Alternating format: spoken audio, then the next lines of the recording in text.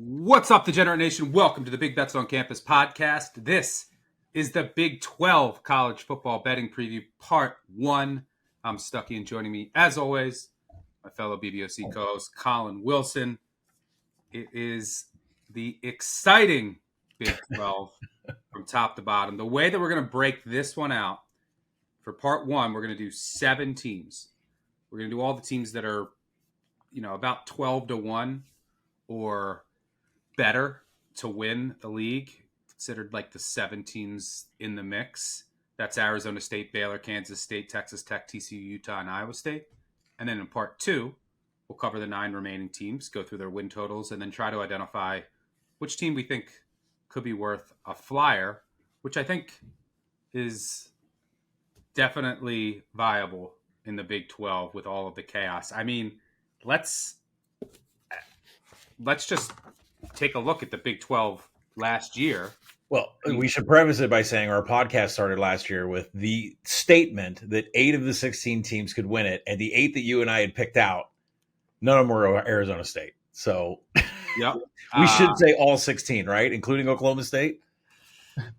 I mean, yeah. I had Iowa State 11-1 last year, and then didn't feel great about it and hedged in the championship game with one of the 9 that I didn't think could win it, which just goes to show you the chaotic nature of the Big 12. These teams just aren't separated by much.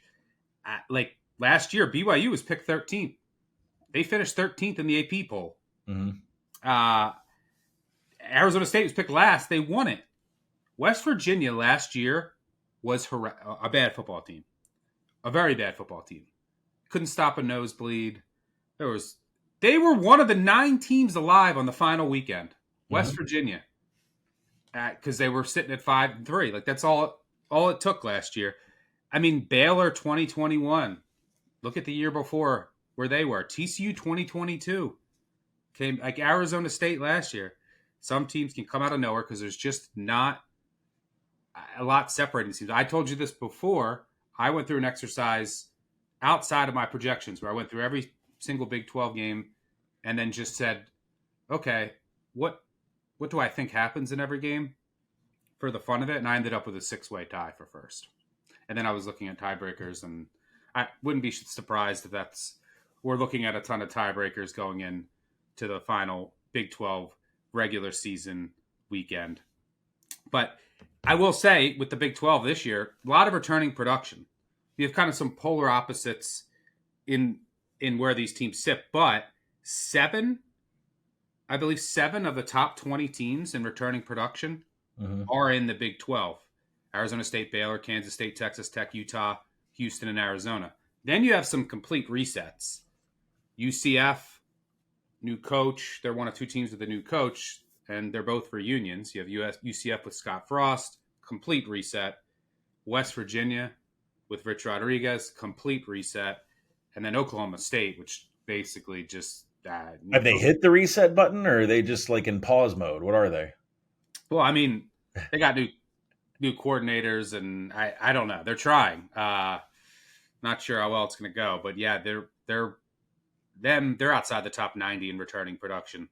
And then you have Colorado, which obviously lost a ton of talent. And then BYU with their quarterback situation. We'll get to all of that. But of the 7 teams we're going to cover in Part 1, 5 of those teams are in the top 20 returning production. TCU is 31st.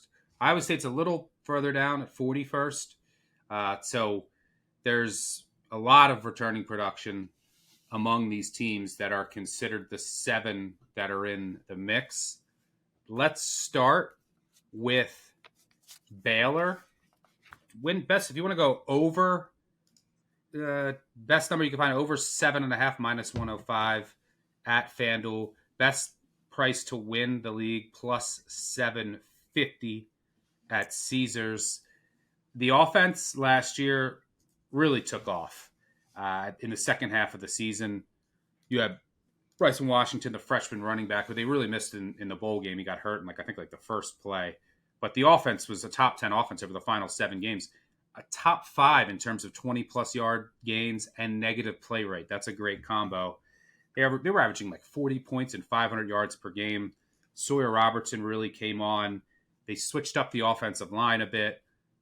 Jake Spavital in his first year, was able to get a more advanced install as the year went on. The question is, how much more can they improve on that? Or is that kind of the peak of the offense? The offense returns a ton. They even got Ashton Hawkins just ruled eligible, their wide receiver. They had some talent at wide receiver. I like the kid Kobe Wilson out of Texas State. He'll be good in the return game as well. But yeah, their offensive line returns a ton. All upperclassmen. The one position to watch is Siraki at right tackle, replacing Barrington. He had starts previously, but that's the position that I'm really watching there. The defense has to be better. Mm-hmm. There's some new staff hires on the defensive side. I like the defensive back coach hire. Aranda's calling plays again, but they need to get better on the back end. They were 127th defending pass explosiveness. There's some talent coming back, but we'll see how the secondary plays out. I mean, you have the cornerback 2 position is what I'm really watching. Carl Williams, where does he fit in? I think he's the key to it. Jenkins needs to have a bounce back year at corner. They added Simpson Hunt, this kid from Ohio State. He's young, got a big body. Could he play nickel? Is he going to play on the outside? Is he going to get so there's some moving pieces in the secondary. I like some of the ads at the linebacker position. And they added some bulk up front because their run defense has to get better as well. So I think for this team to reach its ceiling, Aranda, who's known for defense, he's got to get that side playing much better. From a scheduling perspective, they do have 5 Big 12 home games. They avoid, from the top, Iowa State, Texas Tech, of the top 7. Big 12 road games, not terrible. Oak State, Cincinnati, Arizona, and TCU. They don't play any of the projected top 6 or 5, depending on your rankings, on the road. That's good. It is also I should note that they have a very tough non-conference start. Auburn, which they're small underdogs, and then at SMU. Sawyer Robertson had a leg injury last year. Apparently he's healthy, but when he can run and move, that's when their offense is at their peak. He's got to stay healthy. Robertson, with his head injury, obviously a concern. He has to stay healthy. And then their offensive line as well. So can they get through those 2 games? Number one, can they win one of them? You don't want to start 0-2 because then you have Samford, then you're hosting Arizona State in a huge game. So, but those 2 non-conference games will be huge for their win total in particular. What are you seeing with the Baylor Bears? The scout team being run by Walker White, the former Auburn quarterback here for game 1 coming up. I like Baylor a lot, but I have issues. I know that everybody's on this bandwagon. I know the number is taken off. I get it with the schedule. You get catch some breaks. The secondary does scare me, like you mentioned. And Sawyer Robertson's numbers, the things that I look at to see if it's a quality quarterback. I look at big time throws and turnover worthy plays. I don't look at touchdowns and interceptions as much. I look at your accuracy. I look at your depth of target. I look at if you're good with wideouts, if your contested catch rate. Do you throw on target balls? And with Sawyer Robertson, I just am not there. I see 28 to 8 TD INTs, but I also see 15 to 16 big time throws and turnover worthy plays. And what I have more problems with is that just 7 of those 16 mistakes came with pressure. So he's making mistakes in clean pockets. And I just don't know if that comes with a little bit more age in the position. I mean, he's been in the system forever, but only Spavital for 1 year. So maybe there could be some growing pains there, but I'm not happy with 69th and on target rate. That means that he's hitting his moving targets down the field without breaking stride, not even in the upper echelon of FBS football. Does that come with age? Maybe. You get 2 dudes back. You get, Ashton Hawkins and wideout Josh Cameron back. I think he'll be protected. The offensive line returns 4 starters. They were 50th in line yards and rushing success rate. So I think from a rushing perspective, you're going to get the exact same thing that you had last year. But I think, the limitations on this offense could be the ceiling for Sawyer Robertson because I just don't see it from a mistake perspective. Defensively, I think, getting Keaton Thomas was huge. His 114 tackles. They have a FIU transfer coming in at linebacker. Travian Barnes, I was betting on him on Tuesday nights. He has some of the most superb pass defense grades out there. So I think Baylor, at least when we have all these question marks in the secondary, they did go out and get a linebacker that can play excellent coverage defense in passing down. Bob's So, White from Tulane, I think, was a good get also. And I yeah. think one of the most important things, they went out and got 750 pounds of beef on the interior from Tulane, a nose tackle in Texas A&M. Not only did they need that, but it enables guys like Marshall and Lands to play their more natural positions. They were just pretty small in the interior. So Right. I actually like their front seven. All the questions I have are on the back end. Yeah, and I agree, and that makes me a little nervous. We always get to the Big 12 podcast, and I'm nervous about secondaries in this league because you do have some quarterbacks that can absolutely sling it, and they're kind of careless, right? They'll take a deep shot home run to give up a turnover worthy play. Auburn week 1, I've already bet that in the action app. I have issues with Baylor's secondary. They're going to be tested right off the start with Jackson Arnold and those 3 wide receivers. That's huge stats, right? That receiving group, and that's probably the best receiving group they'll play all year. Yeah, and I think the reason why I'm hesitant on a Big 12 number is not just that game, because that could shift the market. But remember, it's not so much that game, because while they play that game, Iowa State and Kansas State's already in the can. And one of those teams is going to win that game, and one of those teams is going to be the favorite in the Big 12 because each of them is then going to have like only 4 road games left. Whoever wins that Kansas State Iowa State game should be at the pole position of the updated Big 12 odds. So I'm not saying Baylor's number can get any better after losing to Auburn, but it could go down a little bit from a Big 12 perspective. And then you look, if the secondary is really what I'm worried about with Baylor, who on this schedule scares me? TCU can get down the field. We're going to talk about that. They can get into that secondary. Kansas State, I mean, we'll see what kind of Avery Johnson mistakes are being made, but his passing has gotten better under Matt Wells. They have a bye before they play TCU. They host Utah. It's not the easiest path when you have those 2 names, but they do dodge a couple of other big boys. So, the road games you already mentioned, one of the best road slates you could have in the Big 12. So I do like Baylor, but I think we need Iowa State and Kansas State to play each other. The odds to shift in the Big 12, and we need Baylor to get their ass kicked by Auburn in the first weekend, and we might get a better number on them overall. Yeah, that's what I'm trying to figure out. Number one, I'm trying to see how the secondary comes together. Baylor is as of right now my pick to win it. Are you taking the number now, though? Or are you going to wait? I'm probably going to wait because I also want to see if they survive. I want to see if they survive those first 2 weeks without injuries, the rest of camp. Right. I don't think it's going to get much better between now and then. But from a power rating perspective, I have like less than a point separating the top 4 in this league. So then at some books there's like Utah's and Kansas State are plus 550. You can get Baylor plus 750.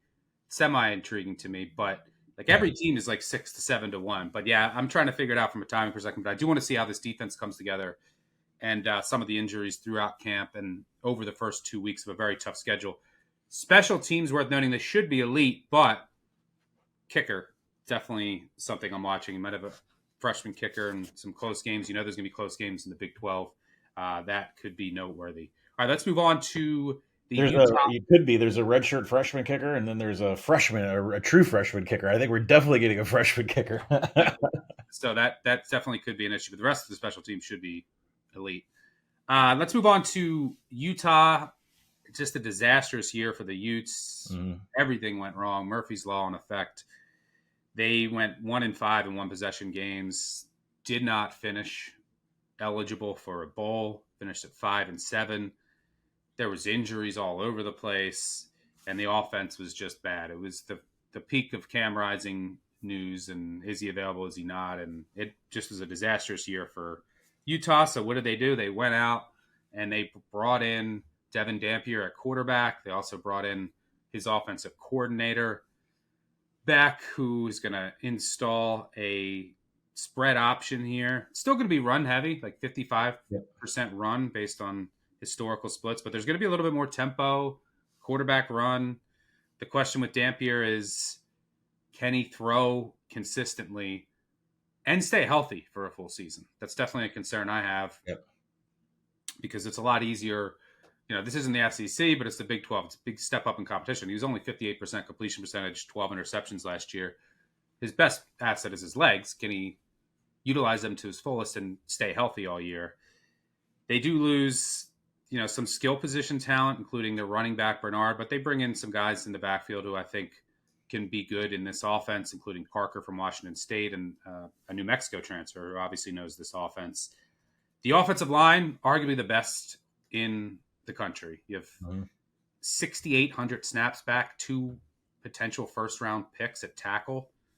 This offensive line is elite. A lot of Joe Moore Award straw polls already pointing to Utah. Yeah, so there's no questions there. I do have major questions about the wide receiver room. You know, you bring in some guys who just don't wow me, and they lost Singer from last season to the NFL. They lost Parks, and then who was going to be their number one, they lost in the offseason to USC.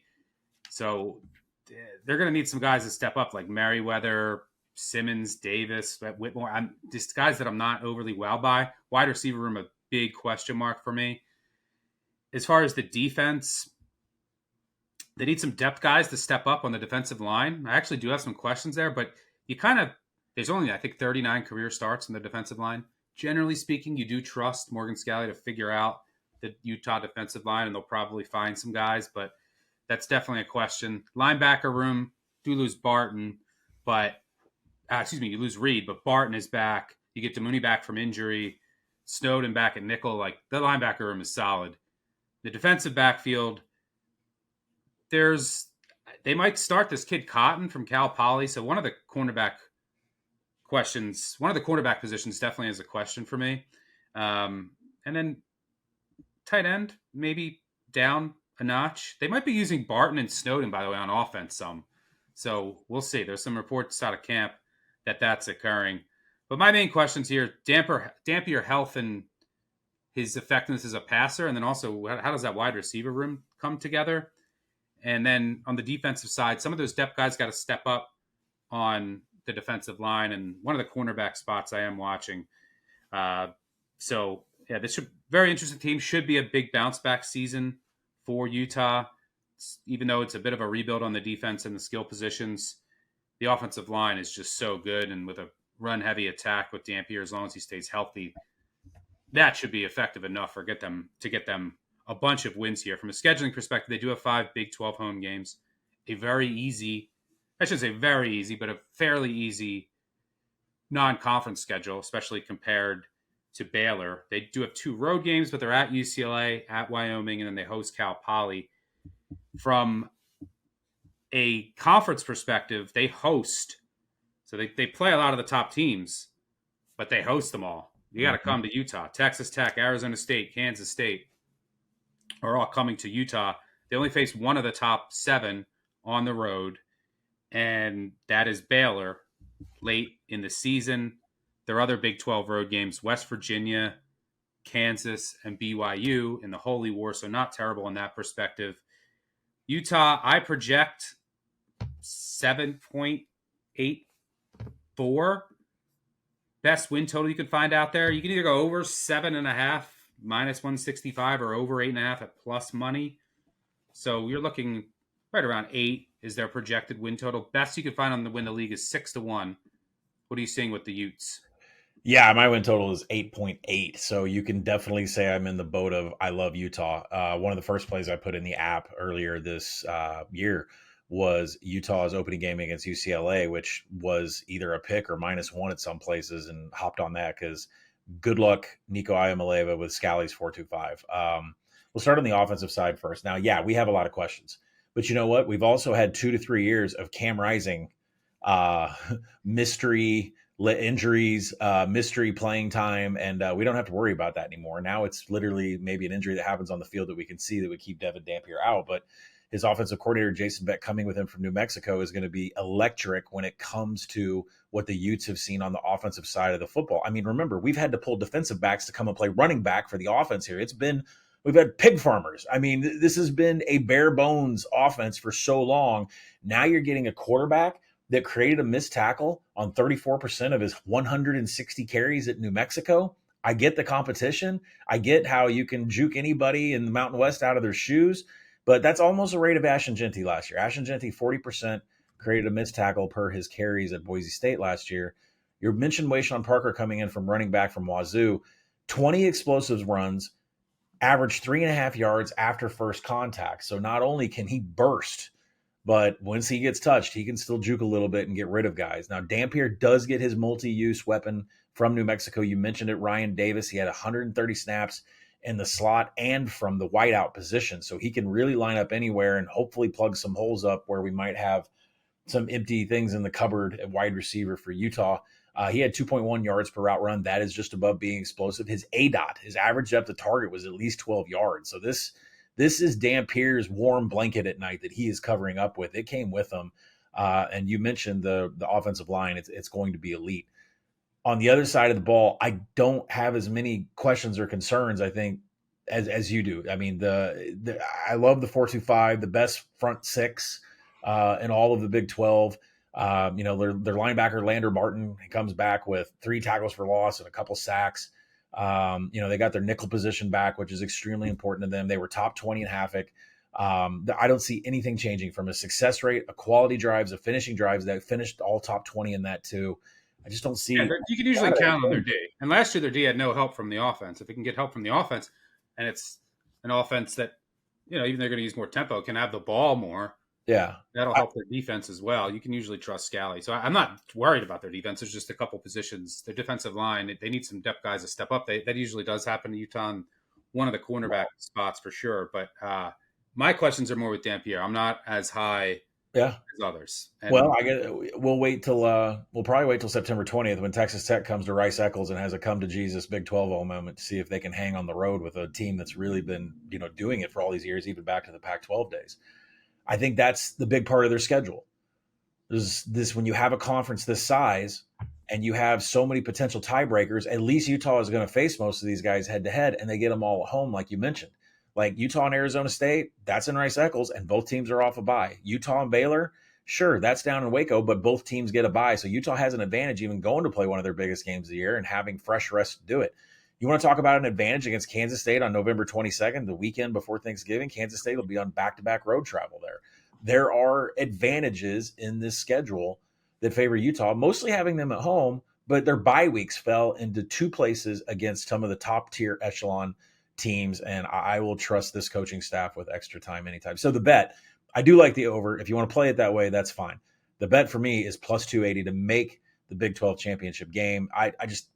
I love the tiebreaker situation. I love the fact that I have them edged a little bit out, especially at home in Rice Eccles, but in even coin flip games like on the road against Baylor, I make that Utah -1. So I just see a lot of advantage for Utah in the schedule, and I think they're solid, and I've been a Devin Dampier lover since last year. So I'm ready to go plus 280 to make the championship game. Yeah, all these teams at the top in the Big 12 for me, I basically just make I have Utah. Let's see. I have Utah and TCU a step below the top 4, and that's just my reservations with Dampier. Mm-hmm. So let me see. I'm at 7.9. Sorry, I'm at 7.9. What's the best juice you're seeing on 7.5? I mean, over 7.5 is good, but I wouldn't play it over 140. So, all right, let's move on to Iowa State, who has been very consistent in the Big 12. They finished in the top 4 in 7 of the past 8 years. This is a team that relies on development. It's not a team with a ton of money. And it's going to be Matt Campbell and this defense that's going to try to keep them in games with their 3-3-5 dime stack. And the one thing I will mention with Iowa State, though, in that 3-3-5 is you're seeing that more and more in the Big 12 specifically. There's a couple hires we'll talk about that are implementing that. Cincinnati implemented that last season with a defensive coordinator who has Iowa State roots. So that advantage, right, of, this defense, we can shut down Big 12. Teams are becoming more familiar with it and know how to attack it. Because it was the Big 12 buster, right? For so long, it was how you had to attack the offenses. It was the spread buster for sure. Iowa State did get to the Big 12 title game last year and lost to Arizona State. They won a program record 11 games, despite 13 starters missing at least a start. So it was a very successful season. But they did finish 5-1 in one-possession games. They were +9 in turnovers. Might be some regression on the horizon. Rocco Beck is back at quarterback. And, I mean, this team, the biggest question with them, their running backs are back. The biggest question for me, their tight ends, although they lose their best blocker there. The biggest question is twofold for me on the offense. Wide receiver, you lose 2,000-yard receivers to the NFL. They were one of only 2 teams to have 2 1,000-yard receivers last year. The other was Ohio State, who played more games than anyone, and Ubuka got to like 1,013 in the final game. So that's impressive to have 2 receivers that get to 1,000+ yards. They're going to be missed. They bring in transfers to try to address it. Townsend from UCF will man the slot. Chase Sowell from ECU. Jackson's back from injury. They're decent transfers, but big step down for this wide receiver room. The offensive line is also a major issue for me. You lose your center and left tackle to the NFL. So you're going to have I think you're going to have Neal is starting at left tackle. He started, so the guys who started in 2023, if a center started, but they were so bad in 2023. I think you're going to have your right guard move to center. He was bad. Yeah. So all the guys who are back are not very good. There's a lot of experienced options, but you lose your 2 best, and none back are great. Why is that even more important this year? Well, you lost your 2 NFL receivers, and now you lost 2 offensive linemen that are on NFL rosters. You probably want to run the ball more. Mm-hmm. And I don't know that they're going to be able to do that effectively to make up for the loss of their receivers. So I'm really, really concerned about this offense. The defense, you lose 4 of your top 6 in the secondary that was so good last year. 3 of them are on NFL rosters, and you lose Bo Freyler, you're kind of the leader in that star position. So it's Williams at corner is good, but the rest is a major question mark. I mean, you might need this kid Bell, a corner from Lindenwood, to start, and then some depth guys to step up. So this secondary could take a big step back. I do like the linebacker room, mainly because they had so many injuries last year. Yep. And they just had tons of guys that got so much experience. So they're loaded with depth from a linebacker position. The defensive line, you also lose a bunch of guys, including one to the NFL. Dominic Orange is the stud at nose tackle, but how much can one man do? The rest of the defensive line is major questions. The depth pieces were bad last year. You add some transfers from lower level programs that not wowed by. So the defense to me has questions as well. From a scheduling perspective, only 4 Big 12 home games, and then the neutral. So you have 4 Big 12 road, 4 Big 12 home, neutral against Kansas State in Dublin to start off the year. The Big 12 road games, not bad. Cincinnati, Colorado, Oklahoma State, and TCU. So you get a break there. You avoid Baylor. You avoid Utah. You avoid Texas Tech. No true road game against the top 5 or 6, depending on your projections. They won the scheduling. Like, as much as you can, like, there's not that much difference between the Big 12 teams. So talking schedule is kind of meaningless in some sense. But as far as the top teams are concerned, Iowa State, I think, was on the lucky side here. Yeah, a lot of strength of schedule is 11th to about 10th to 25th toughest in the nation, and Iowa State's like 35th. So it's close margin, but they did get breaks.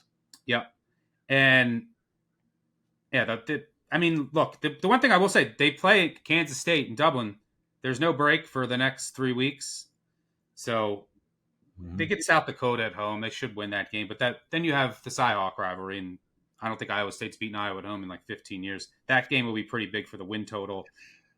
Look, my numbers aren't terribly far off from their projection, but I'm kind of the best you could find out there. If you want to go under 7.5 minus 125 is out there at Caesars. The best you can find to win the league, they're definitely a step below. The other 6, 13-1 is out there. Mm-hmm. No interest in that for me. I would lean under. I project like 7.2, so like I'm kind of close to market, but there's a lot of things I don't like about this team. I also think they're going to lose in Dublin. We will be betting that game. By the way, quick plug. Windy City Watch Party, week 0 in Chicago. We'll be there. Producer Matt Mitchell will be there. Duck will be there. Breeze. Kerner and Raybon will be doing like a fantasy event. We'll have like a live NFL fantasy draft later in the day with prizes. That'll be fun. But we're mainly going there 11 a.m. Kansas State, Iowa State, just for drinks, sweating games all day. We'll have a bet on that game. I like Kansas State in that game. I'm waiting on some injury news. Kansas State is like not. We'll talk about them in a sec, but they're not. The media is not allowed to watch any of the 11-11s. Their offensive line has some injury questions. Waiting to get some clarity there. We'll talk about Kansas State in just a minute, but I think Iowa State drops that first game. I certainly lean under here. Have no interest in them from a conference perspective. Too many questions. Wide receiver, big drop.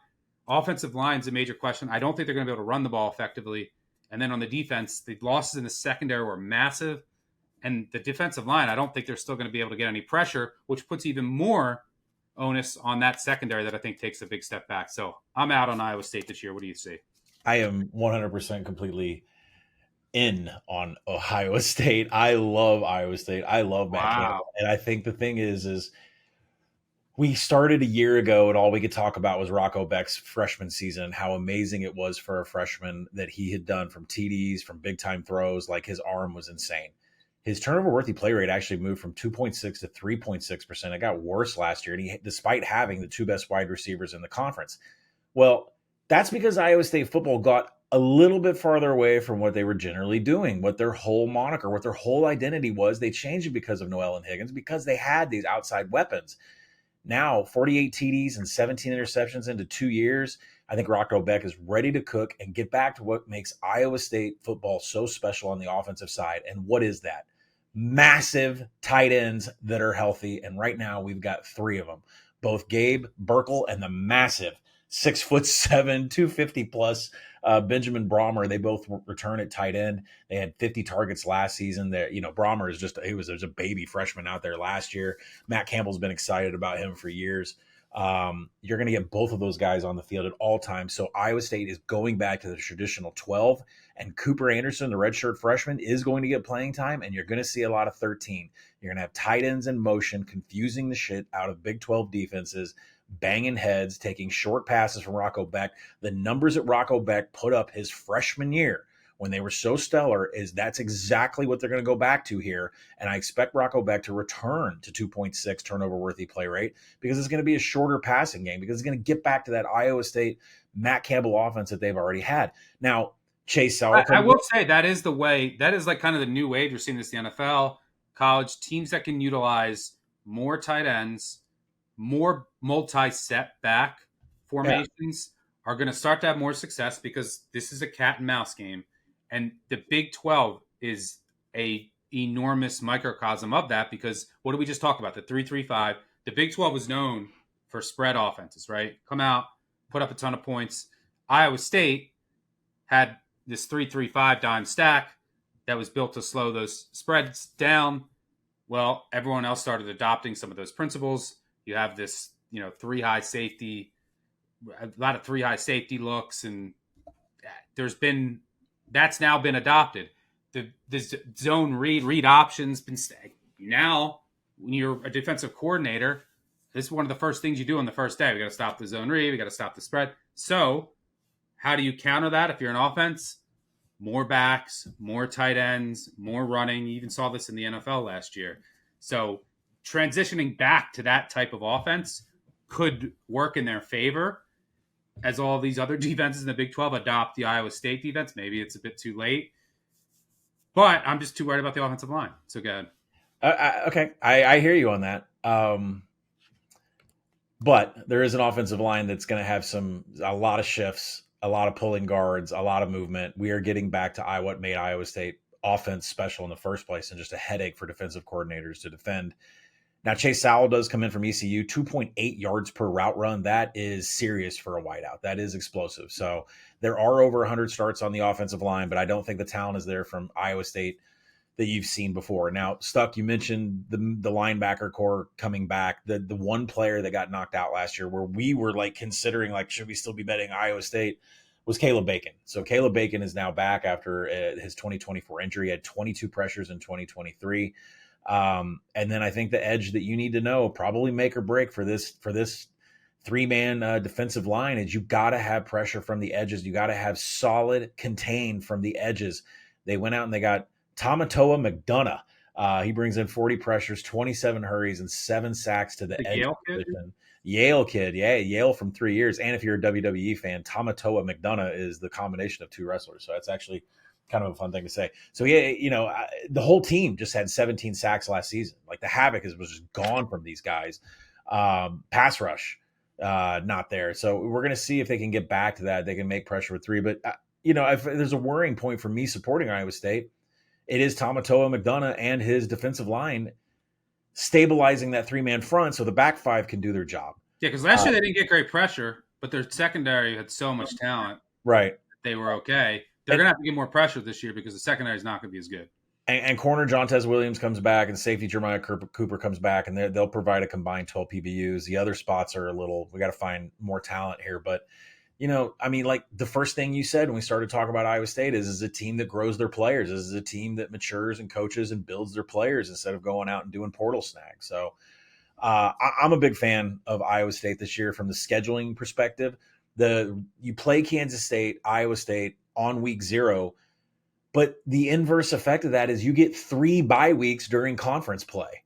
That, to me, that's a huge advantage for both Kansas State and Iowa State. And like I said, whoever wins that game, majorly in the driver's seat because you've got 8 conference games left, and Iowa State's going to get 3 bye weeks during conference play. BYU, look at this BYU spot. They're coming to Ames after they play the Holy War. Like, they don't want to be there. No one wants to be in Ames the week after they play the Holy War. That's going to be a shit show for BYU fans and for BYU, the team. TCU, is that the toughest road game on this schedule? Like, legitimately, I think that's the toughest road. Yeah. There's no Baylor. There's no Utah. Is that the toughest game? TCU. Yeah, no, the schedule broke right for them. It's can they avoid some bad losses? I don't know. I'm out on Iowa State. You're in. Here's the beautiful thing of the Big 12 this year. You can make a lot of cases for these teams. I don't think that there's a ton separated them. Although for me, from a power rating perspective, I have, when we're talking just these top 7 teams that we're going to talk about in part 1, I have Iowa State like almost a field goal behind the rest of the group. I make their win total. I have them in like tier, like there's a tier 1 where they're all like the same, like the first 4, a tier 1A, yeah, and a tier 2. That's where I have Iowa State this year. But if they continue to develop them, and look, West Virginia was in it the final weekend. I'm not saying they can't be in it. And like, was it Colorado up there? I'm out. Yeah, Colorado. I'm out. All right, let's move on to the team that Iowa State lost to in the Big 12 championship game. Maybe a bit of disrespect by me not leading off with Arizona State, but let's talk about those Arizona State Sun Devils. By the way, week 0, Kansas State, Iowa State. I didn't even mention that's Joe's on weed. Chicago, they're amazing. You don't have the RSVP, just show up. We'll be there starting at 11. Do you know which team has covered that game 5 years straight? 1, 4, or 5? Who? Iowa State. Really? Yeah. Interesting. I still got to dive into that game a lot. Maybe we'll go head to head on the. We can be the first board. You got the board cleaned off from last year. That'd be fun. Yep. Got it. We finished 6-6. No, I finished. I won 9-8. Wait, what kind of pencil whip did you do at the end of the year here? Did you get some sort of the difference was celebration bowl in there? What'd you do? What we had the last game? It was you had G Tech against Vandy. That was the difference. Shout out Diego. Gosh, guy's killing me. All right, so let's move on to Arizona State. Win total best you can find over 8.5 even money. Best you can find to win the league 6-1. They're right in that range of with all the other top teams. Arizona State had an amazing, out of nowhere year last year. They did get a bit lucky. I mean, they went 6-1 in 1 possession games during the regular season, plus 14 turnovers. So some of the regression flashers go on there, but they're basically running it back from last year. You want to talk about experience, but 17-ish returning starters. They're top 5, I think number 2 in returning production. The offense, you lose a couple receivers, but Tyson, your star's back. The biggest question on offense, there's a couple. You lose your stud center. to the NFL. I think your left guard might be moving to center, but there's you're bringing in a Texas State left guard, so maybe the interior takes a little step back. Cam Scatterbo, you lose. He was the heart and soul of your team. He ran for over 1,700 yards. He was the number 2 receiver on the team. So you bring both Browns back. I think one of the Browns is probably going to be the starter. You add Udo from Army. So it's probably going to be more of a committee approach. How much was Cam worth? That's the question. Obviously he was good out of the backfield. He was an amazing runner. He break so many tackles. But he's also like the heart and soul of the team. How much of an impact will his loss be is definitely a question on the offense. Center position, that interior of the offensive line I'm watching as well. But Sam Levitt, he's back. And then Tyson. I think a number 2 wide receiver, like someone emerging there would really help this offense. Maybe they added Obama, Clemson transfers, Moss, the kid from Fresno. But I think you're going to see more 12 and 13 personnel this year. So they'd like their tight end room. But the offense should be fine. The defense, again, run it all back. The only guy they really lose on defense is an important one. Is their nickelback Simmons. I thought he was very underrated. They had a nickelback from guess where? Purdue, who they like. Breedlove. All these teams love a Purdue guy. But everyone's back in the secondary, which should be really strong. Guess what? For depth, they added a cornerback from Purdue. So their special teams last year were disaster. They were not they couldn't kick a field goal. They had a true freshman punter last year. They should be better. And they added this kid Gomez from Eastern Michigan, who I like to kick for them. So the special team should be better. Remember, this team last year, they lost 2 games during the regular season. One of them, Levitt didn't play when they were at Cincy. He's obviously got to stay healthy. Otherwise, you're going to the Sims experience again. But this team's loaded with experience. And they have a lot of depth back, too, like experienced depth. So their run D was very, very good last year. Their pass D could be a bit better, but they have so much talent returning there. Their experience in the trenches, just experienced all over. The only guys they lost to the NFL, you lose one running back who's big, a center, and a wide receiver. From a scheduling perspective, they play 5 of the other top 6, which isn't great. You do have 5 Big 12 home games, but it's a tough road slate. They have Utah, Iowa State, Baylor, and then Colorado, which is never easy to play on the road. That's a tough Big 12 road slate. They do avoid Kansas State from the top, but get everybody else. It's and here's how the schedule breaks down structurally. Easy first 3, although at Miss State could be a little tricky. They could improve. But Northern Alabama, at Miss State, home against Texas State. And then an easy on paper last 3, West Virginia, at Colorado, home against Arizona. Middle 6, brutal. At Baylor, TCU, at Utah, Texas Tech, Houston, at Iowa State. With 1 bye in there. Yeah, with 1 bye. So part of what's worth noting with Arizona State, they had so many injuries, not last year, the years prior. Last year they stayed relatively healthy. That helped lead to their success. There's going to probably be injuries this year. When did they happen? Like if they happen in the middle, might cost them their season. If they can survive some injuries in the beginning and end of the year, because that middle 6, that's going to decide where this team is. I project them 8.6. Nothing for me. I have no interest in backing them 6-1 to win the Big 12. I'll tell you that. What are you seeing with the Sun Devils? I think the big question is, as much as we can talk about all the returning production coming back, we have to ask, how big was Cam Scatterbo to this offense? How big was he to Kenny Dillingham's and Marcus Arroyo's entire offensive philosophy? I would argue to say he's worth everything. They changed that offense over the year to completely revolve around him. From a numbers perspective, 18% of the receiving yards were his. 65% of the rushing yards were his. But if you want to be honest, like, what did he do? Wheel routes out of the backfield, curls over the middle where the opposing middle linebackers were. He embarrassed middle linebackers that were trying to play pass defense and coverage last year. And I think you have to ask yourself, is that the offense that's going to get run this year? No. Kanye Udo from Army was targeted once out of the backfield by Army quarterbacks last year.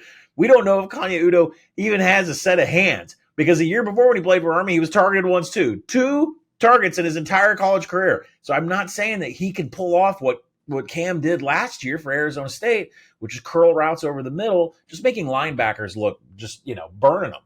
And the wheel routes that come out of the backfield. If Kanye can't pull that off, then we have something completely different here in an offense. Now, we do have some explosives. We have some fireworks here. I mean, Jordan Tyson lined up as much in slot as wide out. He can play both positions, 3 yards per route run. That is massively explosive. And Sam Levitt really advanced in his numbers, 13 big-time throws, only 5 turnover-worthy plays. I don't have questions about the explosiveness of this offense, and I don't have questions about Kanye Udoh running the ball. But what made Arizona State so successful last year is the abuse of outside and inside linebackers on dumps into Cam Scatterbo. You watch the highlight reel in the biggest plays. And just the effect of that over the course of the game. Yeah, because then all of a sudden it's kind of like, like in a college basketball game, you got a shooter and he's getting double teamed in the post or whatever. Cam was being watched by all eyes at all times. So does Jordan Tyson go and get double covered? Does Sam Levitt, if Kanye Udoh is not in the passing game, what does that do for the other targets on the field? So that, just theoretically, that's where my head is with Arizona State's offense and how they get there. I think it's going to change. The starting secondary does return 23 PBUs. 9 of them are coming from corner Keith Abney. I think some of the struggles they had last year, they're going to continue with this year. 132nd in pass rush and need to get better there. 82nd in tackling. They were dead last in special teams. So there are some things, there were cracks in this team that made it to the college football playoff. And we kept wondering, why is it these guys keep going? It was because of Cam Scatterbo.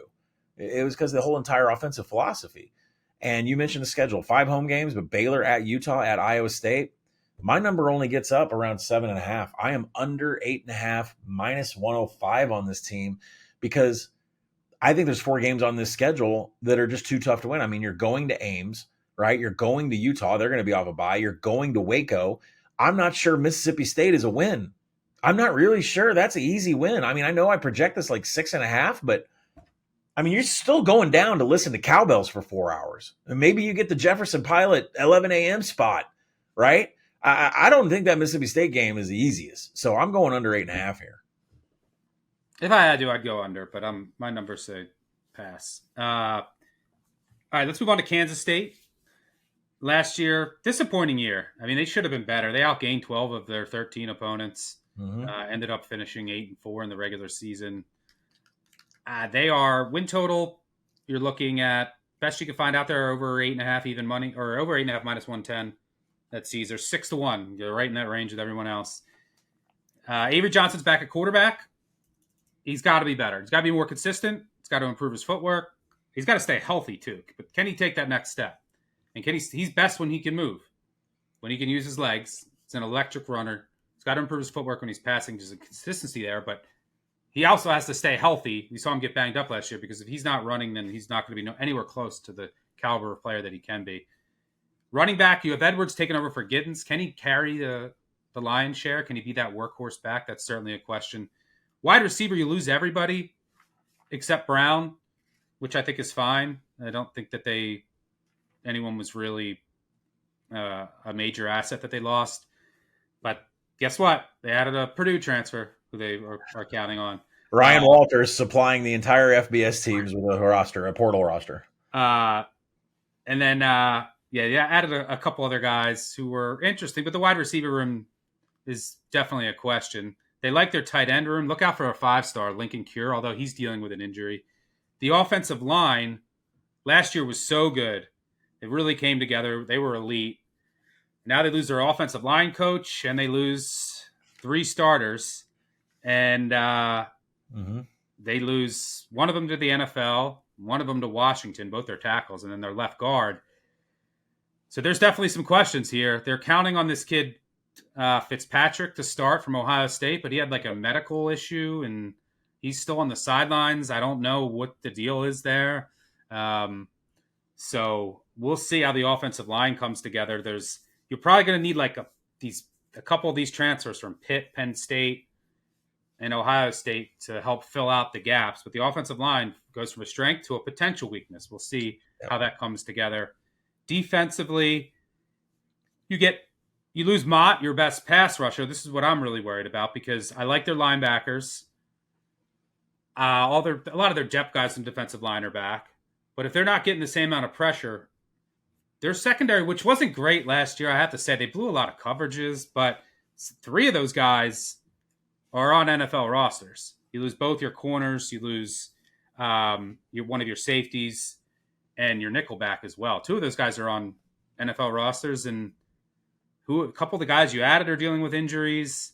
You might have to roll with 2 sophomore corners, or like an inexperienced OU transfer or South Alabama transfer. So there's questions here in the secondary. One of the most interesting things about that week 1 matchup is, okay, there's questions on the Iowa State offensive line, but can Kansas State actually get pressure? There's questions with this Kansas State secondary, but can the new wide receivers on Iowa State actually take advantage? So very interesting X's and O's matchup. The D might be shifting to more 4-man fronts. I think the run D will still be good, but I'm worried about the pass D. Offensively, there's questions at receiver, offensive line. So how much can Avery Johnson elevate this team? What are you seeing with a Kansas State team that we mentioned this with Iowa State, 4 Big 12 home, 4 Big 12 away. They get the neutral game to start, which is so big. Their road games, mixed bag, but not easy. Utah, Baylor, Kansas, Oklahoma State. And they avoid just Arizona State from the top. So there's some tough teams on here. The one thing I will say about their secondary, which I am worried about, who are the scary passing attacks on that they play? So like TCU and Baylor, yes. That's in the middle of the season. The rest, and Texas Tech. The rest, they can probably get away with having issues there, but that might end up costing them a shot at getting the Big 12 title. Yep. What are you seeing with the Wildcats? I think it's troubling when you have a quarterback that is 190 pounds when he's wet and wearing 8 layers of clothes. I love Avery Johnson. He's a highlight reel and it's fun to watch, but his size and his style is not good for this team and what they want to do. And when you have an offensive line that is trying to backfill portal and has a lot of questions and injury concerns, that could be a bad combination. And, they brought in Matt Wells to be the quarterback coach for Avery Johnson, the OC now. And Dylan Edwards backed up by Joe Jackson. And I think, from those numbers perspective and that experience perspective, we're okay. But my focus on the offense was completely about this offensive line. Center Sam Heck ranked 89th in PFF of all centers that played at his position. That's not great. Left guard Taylor Poitier, 141st of all guards. Blindside tackle George Fitzpatrick, he couldn't get on the field. In 3 years at Ohio State, he just couldn't get on the field. I mean, it's not saying he's bad. He just couldn't get on the field. And Johnson had just one more big-time throw than turnover-worthy play. And when he has a pressured pocket, and this is what's important. When you see these offensive lines that aren't grading out well and they're trying to put them all together and play together, you need to go look at your quarterback and what they do in a crowded pocket. Avery Johnson was 2 big-time throws and 7 turnover-worthy plays. He just hasn't. I mean, those are freshman numbers, and we needed him to advance, and it just hasn't happened yet. So I'm uncomfortable. I know there was this push for Avery Johnson Heisman last year, and I still kind of sat back and I was like, this is Kansas State because they don't feature like heavy passing attacks. B, his size and the style that Kansas State wants to play is really not that good of a fit. So I don't like the numbers that I'm seeing and the grades of the offensive linemen that are coming in. So offensive wise, I'm definitely out here. The nickel package on the other side, probably the best defensive line in the conference. Toby Osuna-Sanmi and Cody Stufflebean had 9 combined quarterback hits. They had another 6 from linebacker Desmond Purnell. So they have some experience there, especially the defensive line is going to be legit here. But the back end, they were really good against the run. I mean, they have 3.6 yards per carry, 35 sacks. So they lose Mott, but the back end is what I'm worried about there too. Special teams also a potential concern. You're going to have either a new freshman kicker or a JUCO. So there's definitely some questions there. Matt Wells takes over as offensive coordinator. I actually like the fit with Johnson, but he's got to become a better passer, and I just haven't seen it consistently enough. Well, his style of play is to get out and make shit happen, and that can't work when you're 190 pounds and you got an offensive line that's going to allow that pressure to come to you without even sticking their blocks. So, the wide receiver room doesn't look elite either. Yeah. It's another team like Iowa State that relies on like development, and they tried to go in the portal to the wide receiver, and it's just I don't necessarily think they got the guys, but we'll Well, see. they didn't get anybody that's proven that they can do anything from a yards per route run, or else I'd be talking about it, but they didn't. And listen, for overall for the season, I don't think Kansas State can win the Big 12. The no number is way too juiced. The no on the playoff is way too juiced. So I focus on the win total. I make it 8.9. So I'm actually over the 8.5. I just don't like where we're heading with the makeup of this team when it comes to the offensive line and their quarterback. I mean, I can sit here and do returning experience and second order win totals, and I can adjust for this shit and that shit, and the mathematical number can say 8.9, but that doesn't mean I'm not uncomfortable with this offensive line and the style of play that Avery Johnson's in. All right, I bet 8.57, so pass for me, but no interest in Big 12. Let's move on to Texas Tech. So when you look at these top 7 teams that we're going to cover, recruiting, they're all like around 40th nationally. 40th, 50th, portal, 40th, 50th. One exception is TCU, which recruits the best in the Big 12, like at a top 25 level. Not elite, but better than the rest, I think 3 years in a row. Yeah. One exception from the portal is Texas Tech. They had the second best portal class in the entire country. The next best was probably Utah. And no, Colorado. Colorado did like top 25. But by far, the best portal class in the Big 12. How to contextualize that? They signed 13 4-stars in the portal. The rest of the Big 12 signed 12 combined. So they signed more 4-stars than the rest of the Big 12 in the portal. A lot. So last year they went 8-4 in the regular season, 6-1 in one possession games. They are also, by the way, top 10 in returning production. So there's a reason everyone loves this team. Morton is back at quarterback. He had offseason shoulder surgery. We'll see if he can stay healthy. Hammond got all the spring reps. They're fairly comfortable with him as the backup, but Morton gives them the best upside. They do lose a 1,500-yard back to the NFL and a 1,000-yard receiver, but Joyner comes in from USC in the backfield. And then they just add a ton of wide receivers. They lose a tight end to the NFL, but they add to there. Any position of need, they added to. I am a bit worried about the offensive line. They lose their stud right tackle, which I think is the biggest question because now there's a bunch of guys that are dealing with injuries, like Zambrano. He was out last year. Scurry was out last year with an injury. They're still hurt. So you might have a freshman right tackle. That's the position for me to watch. You bring in Jados from Miami of Ohio. He played tackle at Miami of Ohio, I think. He's going to play guard here. So there's a couple things to watch the offensive line, but this offense should be good. It's Texas Tech, as long as Morton is healthy. The defensive line is probably one of the most improved units in the Big 12. Lose a couple guys that are meh, but they add Hunter from UCF, Gil Howard from NIU, Height from Georgia Tech. Big upgrade, a lot of these guys. Hunter was an animal at UCF. Yeah, I loved Gil Howard at NIU. We'll see how he translates, but Height was awesome at G Tech. Holmes from Houston. Big upgrade. You're probably going to have 4 transfers starting. So this defensive line, major upgrade. Linebacker, extremely experienced. Rodriguez and Roberts are back. All of your nickels are back. The secondary was not great last year, and you lose a cornerback to the NFL, and one of your safeties will miss the year. He's going to redshirt with an injury. So you bring in a ton of transfers. I like the kid Balfour out of Charlotte. We'll see how he translates. But and then Wisniewski, I think, was the big get. The North Dakota State transfer. He was probably one of the best defenders at the FCS level.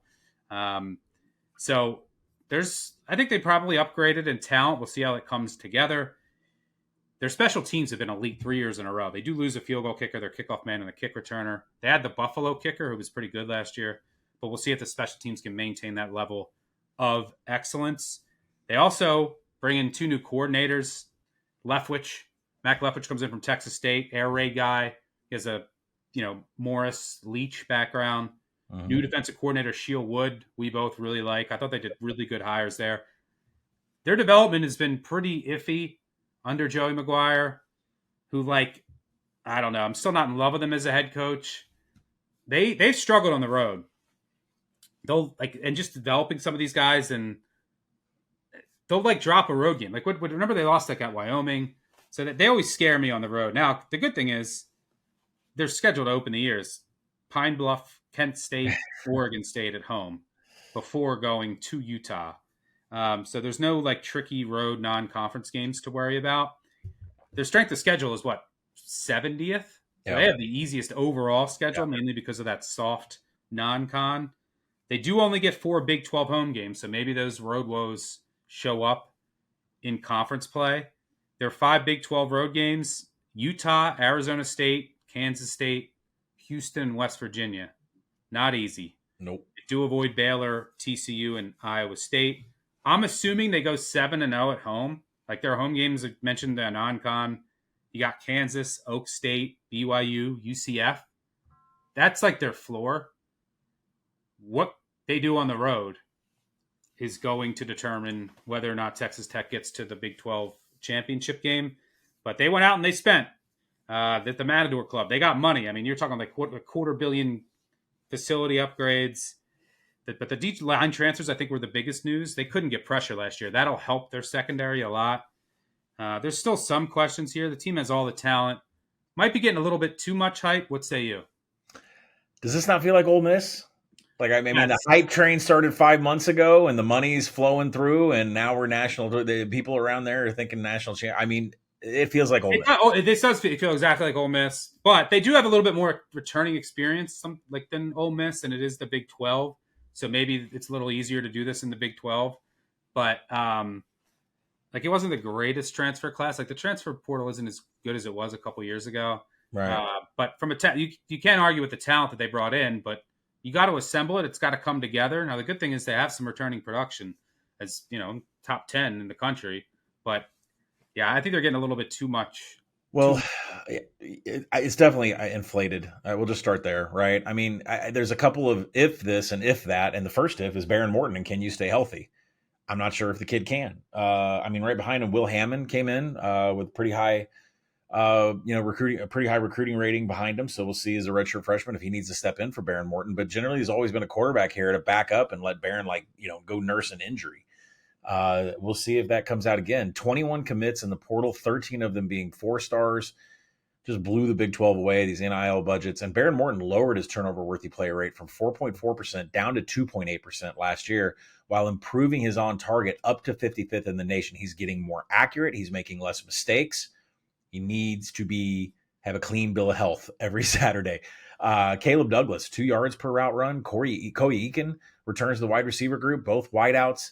The portal cashed on Reggie Virgil, 2.2 yards per route run from Miami of Ohio.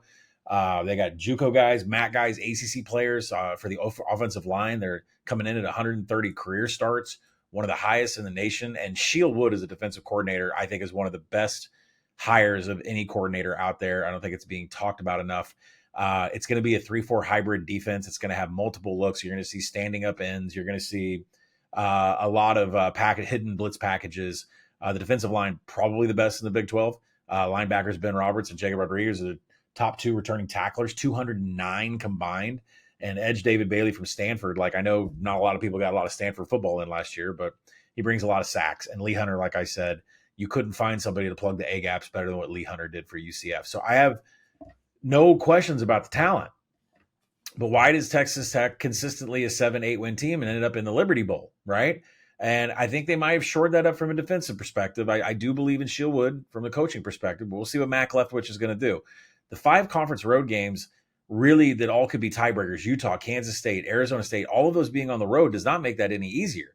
At Houston is not a gimme at all. Like, I know Texas Tech is coming in off of a bye, but I don't think Houston is a pushover. We'll get to them in a little while. But if you look at Joey McGuire, how is he in Lubbock versus when he's not? Now, just keep that in mind, because all of our tough road games here are away from Lubbock. If you go into his 3 years, 15-5 at home, 6-10 straight up on the road. I know it's a different team. I know there's different coaches. I know there's different players. I know there's NIL budget. I get it. But the road has not been good to Joey McGuire's staffs, and you're going to have to produce on the road this year.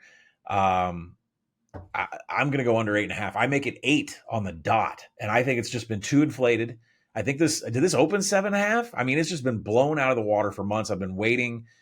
I think it's time to fire because it's plus 120 on the under 8.5, and I make it 8 on the dot.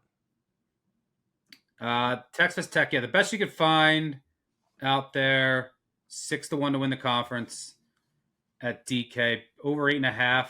If you want to go over, it's -140. I'm close to 9. You're gonna have to win the big ones on the road, and I'm not there with them. Yeah, I don't. 6-1, no thanks. But I'm close to market, so it's a pass for me. I mean, from a power ratings perspective, I have Arizona State, Baylor, Kansas State, Texas Tech, all basically within a point of each other. TCU, What's Baron Morton worth? What's Baron Morton worth to you? Like if we found out he broke his back or a rib or something and he's not playing for a month, what would you dock them? Let's see. Let me look at. So Hammond would start. Mm-hmm. He's.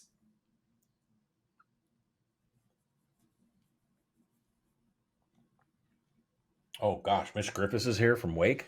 Yeah, I was reading an article today about how they like his leadership. I once heard Houston Nutt say, "Well, we picked him to play quarterback because he hands the ball off the best." About a field goal. So about a field goal.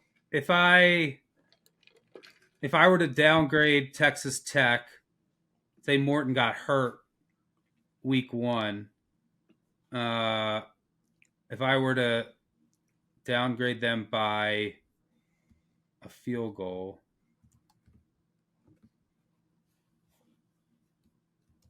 cost them about 0.75 wins. All right, let's move on. Let's finish up with TCU. TCU, best number you could find out there to win the Big 12. You could find a 9-1 out there at Caesars. If you want to go over, you can go over 6.5 -160. It's a lot of variation of the prices. So you can go over 7 -125 at Circa. When you look at TCU, they did lose a lot. They've been recruiting really well. They're just like building and developing this team under Sonny Dykes. And they're not really going out in the portal and getting a ton of guys. He likes his roster this year. But they did lose some key players. Josh Hoover's back at quarterback. Remember, he was hurt in the spring last year. This is his first full year with Bryles, first full off season. I like some of the things I saw from Hoover last year, but he's got to make do without his top 3 receivers who are now all on NFL rosters. McAllister's got to be that guy to step up. He's got to be the alpha. And you bring in a couple intriguing transfers. Manjack from Houston, he's been around. He's okay. This kid Dwyer from Idaho, he's interesting. He had like 1,200 yards last year at the FCS level. You lose a tight end to the NFL. Offensive line-wise, you lose your center to Miami. You lose your left tackle.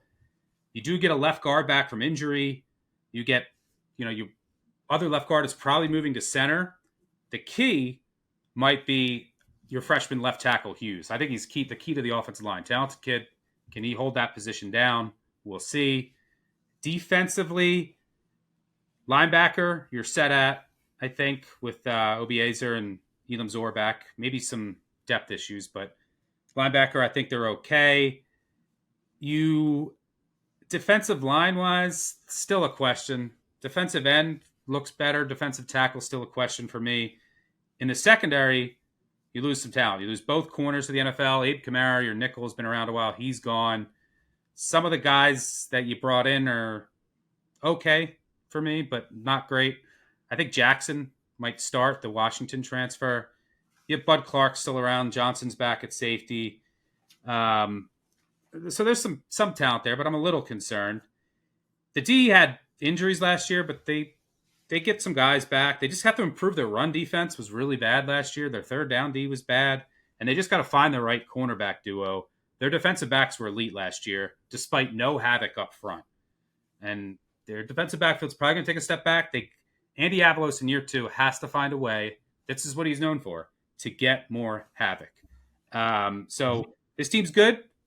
They're, I think, worthy of being in this top 7 conversation. I have them tier 1A. And, I mean, I have them right with Utah. The D did improve late last year, but against 2. This is what's concerning to me, because their their secondary lost some talent. You lose both corners of the NFL. You lose a nickel who's been around forever. They held LIU, Utah, who was a disaster, Oak State, who was a disaster, Cincy, ULL, to 7 points per game. Their other 8, over 35 points per game. Everyone got to at least 4 touchdowns. That includes Stanford, Arizona, Houston. We know how bad their offense was, and UCF. So some of their defensive numbers benefited from playing just disaster situations with Utah, Oak State, Cincy. They only have 4 Big 12 home games. They have a tough non-conference. You start at UNC. You host SMU. They do face 4 of the top 6. You avoid Utah and Texas Tech. You do host Baylor and Iowa State. But last year, they avoided the top 4 and they played the bottom 7. Like that was the schedule last year. But they have been recruiting well. They've been the number 1 recruiting team in the Big 12 for the last 3 years. There's lots of talent on this team. They build, they develop. But wide receiver they need to improve 3. They need to replace 3 NFL guys. Offensive line has to come together. Is this freshman left tackle? Is he the guy? Defensively, got to get more pressure because the secondary is probably taking a step back. What are you seeing with the Horned Frogs? I like them a lot, and I don't know why, because I'm only picking out negative things about them when I'm doing research on them. But my number says that I should be taking over 7 minus 125. I'm closer to 8 on these guys, and the power rating didn't really 7.5. Yeah, but all I can do is when I research these guys is like nitpick them. Best quarterback wide receiver duo in the conference, maybe. I mean, we're talking about Josh Hoover, who's still struggling with mistakes. I mean, this is where I get kind of caught up because Hoover is really good against certain coverages, and like cover 1 he can't read, and then everything else quarters he smokes, right? So it's just depends with him. I know the ones that he's struggled with. I know the ones that he's good at. So it's been like a game to game. 27 to 11 TD to INT, 17 to 18 big time throws to turnover worthy plays, which means he's still making big mistakes. Now he's 37th and on target. So how much is that on him? It's really weird to see him so accurate, but still making more mistakes than big time throws. And, I think what really bothers me last year, 127 dropbacks with pressure in a pressured pocket, 1 big time throw, 8 turnover worthy plays. So the offensive line has to be there, and they're pretty mid-tier for the Big 12 from what I can read from some of the units, some of the portal entries. I mean, there's guys over 300 pounds, but the experience where the places that they got them are not really to the level of the Big 12. Now, Eric McAllister is the home run hitter here by far for Hoover. You're going to hear that name a lot. Hoover's going to hit him. A ton of catches this year. 2.9 yards per route run on 58 targets and 11.5 ADOT. He catches them deep and he goes fast. So as I nitpick the offensive line and I'm worried about Hoover throwing with pressure because he's been awful, he has a weapon that can take it to the house. But how much better can the receivers be? Richardson, Williams, and Becker are all on NFL teams right now. I don't know if their receivers can be much better than last year. Their run game has to be better. They had no run game last year. Yeah. None whatsoever. Cook is gone. Who cares? They had Barnes. Battle and Payne got to step up. They need some balance. They had no balance. They could not run at all. Yeah. And that's going to come down to the offensive line, too, which definitely has questions. Which, hey, Kendall Brow's offense, I'm not sure he runs to line it up and knock heads anyways. But, Andy Avalos on the other side of the ball at the 4.25, you're right. They want to get some havoc in there. Not good numbers last year whatsoever trying to produce any havoc. 122nd in pass rush, 84th in havoc overall. That could be a lot better. Contested catch rate, 100th for TCU last year. So it does need to get better in the secondary. Avery Helm burned a red shirt last year. He's going to be at the corner. Star linebacker Devian Deal and linebacker Nnamdi Obayazor, they returned 10.5 tackles for loss and 8 sacks. So that's where your cornerstone piece is going to be for Andy Avalos to generate some havoc. That being said, 5 Big 12 road games, back-to-back spot from Provo to Houston, who's off of a bye week. Arizona State, Iowa State, BYU all project to have top secondaries in the conference, and that's what Hoover's going to throw into. I mean, Baylor comes to Fort Worth off of a bye week. That's a problem. Mathematically, I'm making this 8.1, and I'm saying, yeah, I'd rather go to Circa and get the 7 over 125 than I would touch that 6.5, like minus 160, minus 180. But all I do, Stuck, is nitpick this team on both sides of the ball, and it starts with Hoover's mistakes when he sees pressure. So, listen, I think they've got their home run hitters. They can't run the ball. They might not be able to protect Hoover. He can score at any time. The defense is going to cause some fumbles and some turnovers. It's going to help them out, but they're going to get blown away too.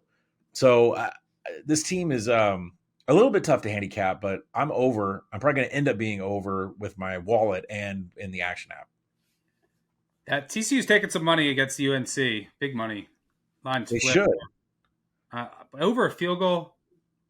Well, do you start to worry about how well Steve Belichick calls a pass defense? Like Washington was yes, and Bill's still a defensive guy. He's got all offseason to prepare for this. And it's not like TCU's been great in season openers. We saw them lose to Colorado. Last year, they could have lost at Stanford. Two horrendous teams the last 2 years. They beat Duquesne in 2021, 45-3.